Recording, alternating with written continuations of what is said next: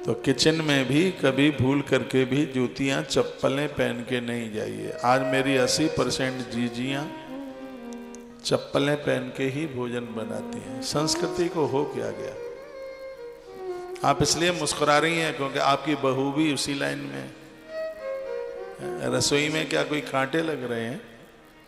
ये बात रिकॉर्ड करके लेके जाइए।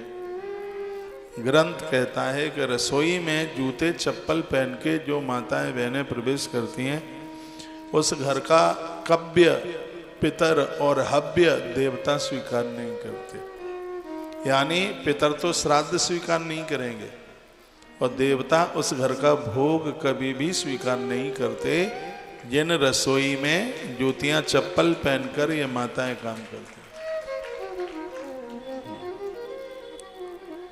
इसलिए ध्यान रहे इस बात का। पादुकानम विसर्जनम, ऐसी जगह पर चंड पादुकाओं को दूर से ही त्याग देना चाहिए, नहीं तो बहुत बड़ा अपराध हो जाएगा। पुराण हमें क्या नहीं देते, सब कुछ देते।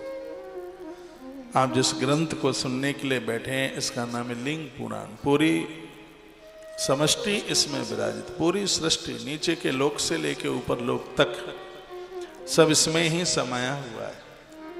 क्या नहीं है इसमें? हर चीज का समाधान लिंग पुराण में है। मैंने कल रात्रि की कथा में निवेदन किया था, जैसे स्त्री के सूचक के लिए स्त्रीलिंग बोला जाता है और पुरुष के सूचक के लिए पुरुष लिंग बोला जाता है, संपूर्ण प्रकृति के सूचक के लिए शिवलिंग बोला जाता है। शिव मीन्स कल्याण, तो कल्याण का चिन्ह है शिवलिंग। इसमें संपूर्ण देवता विराजित होते हैं। जब आप एक बूंद भी जल चढ़ा देते हैं भोलेनाथ के ऊपर, तो यही ग्रंथ कहता है कि भगवान शिव कहते हैं कि मैं तुम्हारा ऋणी हो गया। पूजा तो बहुत है धरती पर, लेकिन शिवार्चन से बड़ा पूजन कोई नहीं। मैं राधा कृष्ण का भक्त हूं, वृंदावन में रहता हूं, सबको मालूम है। वृंदावन में रहने वाला व्यक्ति और महादेव का पुजारी बन के जी रहा है, तो कोई तो बात होगी। सबके बिना भक्ति, शक्ति और सच मानिए शंकर के बिना मुक्ति नहीं मिल सकती। किसी भी देवी देवता के भक्त क्यों न हो, आखिर में तो शमशान घाट जाना ही पड़ेगा। और शमशान घाट की यदि कोई प्रहरी है तो भगवान महाकाल हैं, भूत भावन भगवान शंकर। इनके सामने से तो गुजरना ही पड़ेगा। इसलिए पहले ही इनका यजन भजन करते रहें तो जीवन सार्थक हो जाएगा, जीवन दिव्य हो जाएगा, अद्भुत हो जाएगा। संसार में आए हैं, जीना पड़ेगा, लेकिन इस संसार में कुकर्मी बनकर न जिए, चाहे स्त्री चाहे पुरुष कोई। ईश्वर ने हमें देव बना करके भेजा। इंसान भगवान के स्वरूप में भेजा है। वो चाहे तो परमात्मा बनकर अपना जीवन जी सकता है। ऐसे अद्भुत कार्य करे। क्या अच्छी बात कही है। सखे भार्या कुमारी सुयो निस्तस्त जास्तु सगोत्रास्तु सतस्त्रीसु गुरु तुल्या समस्मृतम। हम जी रहे हैं ये बड़ी बात नहीं है, हम जी कैसे रहे ये बहुत बड़ी बात। संबंधों में स्वच्छता रखिए, पवित्रता रखिए। कहते हैं मित्र की पत्नी, ऊंचे वर्ण की कन्या, बहन किसी भी रिश्ते में लगती है, चाहे वो मौसी की बेटी है, बुआ की बेटी है, मामा की बेटी है, किसी भी प्रकार से वो बहन लगती है रिश्ते में। बहन, चांडाली, गूंगी स्त्री, बहरी स्त्री, ना बोलने वाली, ना सुनने वाली, जो दिमाग से बहुत ज्यादा परेशान है वह है, और पुत्र वधू और अपने गोत्र की नारी। इसके साथ यदि किसी ने कुकर्म किया, इसके अपराध को ईश्वर कभी क्षमा नहीं कर सकता। ऐसा ग्रंथ बने। ये कथाएं हमें सावधान करती हैं। ये कथाएं सच में हमें जीना सिखाती हैं। यदि ये कथाएं ना होती तो हम में और पशुओं में कोई अंतर ही नहीं होता। आज भगवान महाकाल की कृपा से और उन्हीं के चरणों में बैठ करके हम लिंग पुराण की कथा सुन रहे हैं। ग्रंथ बड़ा अद्भुत है और बड़ा प्रभावशाली है। यावद ग्रहां श्रमे तिष्ठा तावदाकार पूजनम कुरिया श्रेष्ठ सुप्रीता सुरेशु खल पंचसु। जिनके घर में 5 देवताओं की पूजा प्रत्येक दिन होती है तो ये 6 खल हैं, वो उस घर में प्रवेश नहीं करते। काम, क्रोध, लोभ, मोह, मद और मत्सर, ये 6 डाकू हैं। जिनके घर में इन 5 देवताओं की पूजा होगी तो इन 6 को एंट्री उस घर में नहीं मिलेगी। वो 5 देव कौन कौन से हैं? लिखा है गणेश, सूर्य, भगवान विष्णु, भगवान शिव और माता दुर्गा। ये 5, इसको कहते हैं पंचदेव उपासना। यदि आपके घर में है तो बहुत अच्छा है, और नहीं है तो पूर्ति कीजिए। 5 देवों की महिमा है। हम सूर्य भगवान की पूजा करते हैं, हमें बुद्धि तो देते ही है, हमें आरोग्यता देते हैं, निरोगता। मेरे निवेदन पर आप सूर्य भगवान को प्रत्येक दिन अर्घ्य दीजिए, साल में तुम्हें जुकाम भी नहीं होगा। मेरी बहुत बातें मानते तो ये भी मान लो, इसमें कोई रुपया तो लग नहीं रहा है आपका। असाध्य बीमारियां नहीं होंगी। सूर्य भगवान की इतनी बड़ी महिमा है। स्त्री, पुरुष, बच्चा, बूढ़ा, आप कोई भी हैं, सूर्य भगवान को अर्घ दिए बिना मत रहिए, ग्रंथ कहता है। मैंने तो आपको सूर्य पुराण भी सुना है, और हमने निवेदन किया है कि ऋतुकाल वाली नारी की छाया देवी देवताओं के ऊपर पड़ जाती है तो प्रतिमाएं चटक जाती हैं, तुलसी सूख जाती है। यदि कभी कुछ ऐसी त्रुटि होती है तो सूर्य भगवान को अर्घ दिए बिना उस अपराध का प्रायश्चित ही नहीं होता। आसन पर पाम रख दिया तो आसन अपवित्र हो गया। भगवान की पोशाक रखी है, कहीं धोखे से उसके ऊपर पाम पड़ गया हमारा, तो फेंकी तो नहीं जा सकती, क्योंकि भगवान की पोशाक है, बड़ी महंगी आई है। तो फिर उसको क्या करते हैं? उसको सूर्य भगवान की किरणों के सन्मुख रख देते हैं तो वो पवित्र हो जाती है, अपने आप में पावन हो जाती है। इतनी बड़ी महिमा सूर्य देवता की है। नदियों का पानी अपवित्र क्यों नहीं होता? उसमें पशु पानी पीते हैं, जानवर पीते हैं। सरोवरों का पानी अपवित्र नहीं होता, ब्रह्म पुराण में वर्णन है। क्यों नहीं होता? इसलिए नहीं होता क्योंकि उसमें सूर्य भगवान की किरणें पड़ती रहती हैं, इसलिए सूर्य भगवान की किरणें पड़ती रहती है, इसलिए वो अपवित्र नहीं होता। तो मैं अपनी बड़ी इस पवित्र व्यासपीठ से कहूंगा कि सूर्य को अर्घ्य दीजिए, गणेश जी को पूजन कीजिए। गणेश जी आपके बाड़े में घाटा नहीं होने देते, आपके कारोबार को कम नहीं होने देंगे। मेरी बड़ी श्रद्धा है इनके। भगवान गणेश, देवताओं का काम नहीं चलता, इनके बिना हमारा आप कैसे चल जाए। आज के समय में सोशल मीडिया हावी हो रहा है और सनातन धर्म के पीछे लोग पड़े। विराट संस्कृति अपनी है और अनादिकाल से चल रही है संस्कृति। हमारे पुरखे संस्कृति में पले हैं। ये प्रत्यक्ष ये कहानियां नहीं है कि नाचते हुई मीरा रणछोड़ भगवान के विग्रह में समाहित हो गई। चैतन्य महाप्रभु जगन्नाथ भगवान के विग्रह में समाहित हो गए। भगवान कल भी थे, आज भी है, कल भी रहेंगे। सगुण पूजा है, इसको आप मानिए। लोग भटक रहे हैं और कल्पना, काल्पनिक कहते हैं हमारे देवी देवताओं को। उनके भाग्य में नहीं है, उनके पुण्य नहीं है इतने कि शिव अभिषेक का आनंद ले सके। ये कोई बिना पुण्यों के प्राप्त हो जाए तो वो सब आलोचना करते हैं। तो इस पचड़े से आप बिल्कुल बाहर रहे।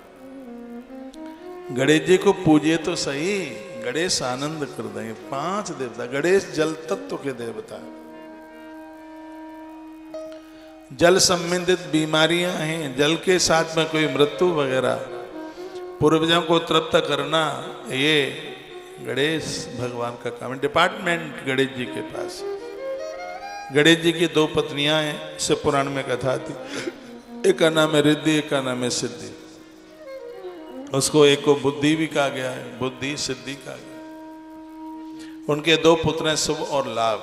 जब गणेश जी की पूजा करेंगे तो पूरा खानदान तो हमारे घर में ही बैठा रहेगा। शुभ घर में होगा, लाभ ही लाभ होगा, घाटा होगा ही नहीं।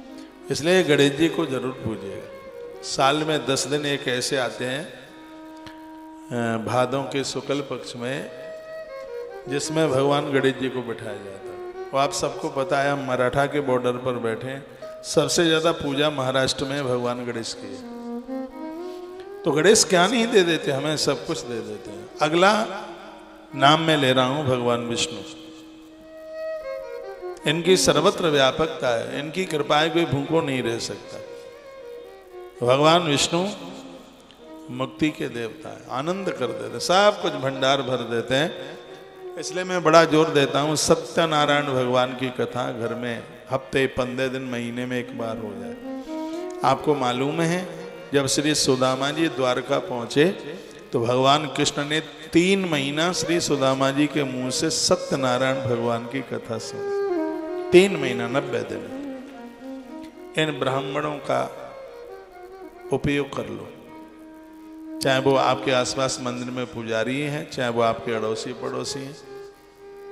इनका प्रयोग, आपके आसपास बहुत जानकार लोग हैं, दुर्भाग्य यह है कि हम उनको प्रयोग में नहीं ले पा रहे। अब मैं तो आपको खूब प्रयोग में ले रहा हूं, अब आप मुझे प्रयोग में ले पा रहे हैं कि नहीं आप जाने।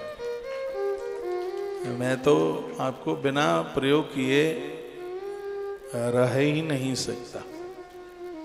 आप कहोगे आप हमें कैसे प्रयोग में ले रहे हैं? मेरी 2 बातें यहां सुन करके जाते हैं। आप अपनी बहू को अपनी बेटी से बढ़कर के मानते हैं, यही मेरा प्रयोग में लेना है। आप बेटों के साथ कोई ऐसा व्यवहार नहीं करते। हमारे ग्रंथों में लिखा है, हमारे ग्रंथ कहते हैं कि माता पिता को चाहिए कि अपने बच्चों के बीच में कभी भी पक्षपात नहीं करना चाहिए। आपके पास 1 रुपया है तो 4 चवन्नी करके चारों को दो, ये हमारे ग्रंथ कहते हैं।